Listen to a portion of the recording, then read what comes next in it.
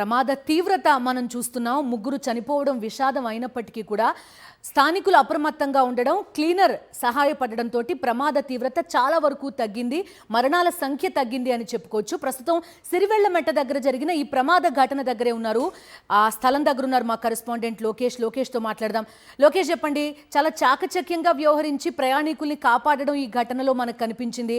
At the same time అతివేగం వల్ల జరిగే నష్టం మరోసారి ప్రూవ్ అయింది. మీ దగ్గర ఉన్న వివరాలేంటి, ఏమంటున్నారు అక్కడ స్థానికులు?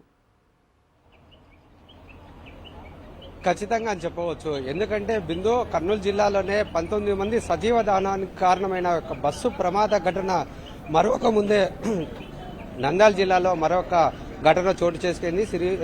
సిరివెళ్లమెట్ట వద్ద జరిగిన రోడ్డు ప్రమాదంలో ముగ్గురు సజీవ దహనమైన పరిస్థితి, మరో 16 మందికి గాయాలైన పరిస్థితి. ఇప్పుడే కొద్దిసేపటి కిందటనే మనం చూసుకున్నట్లయితే ఈ యొక్క బస్సు లారీలను రెండు జాతీయ రహదారిపై ఉండడం చేత వాటిని పక్కకు తీసుకొచ్చి ట్రాఫిక్ ని క్లియర్ చేస్తున్న పరిస్థితి కనపడుతుంది. సుమారుగా 1 గంట ప్రాంతంలో ఏదైతే bus, private travels bus Nellore నుండి హైదరాబాద్ కు వెళ్తుండగా సిరివెళ్లమెట్ట వద్ద బస్సు టైరు పేలడంతో ఈ ప్రమాదం చోటు చేసుకుంది. ఒక్కసారిగా బస్సు డివైడర్ అదుపు తప్పి డివైడర్ ను ఢీకొని ఎదురుగా వస్తున్న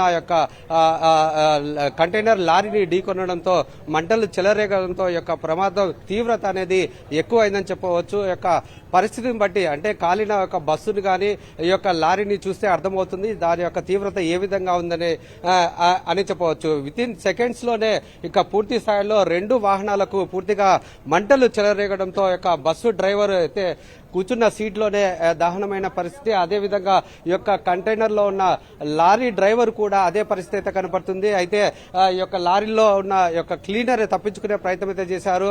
అయితే అతను కూడా మంటల్లో ఆహుతయ్యి ప్రాణాలు కోల్పోయిన పరిస్థితి.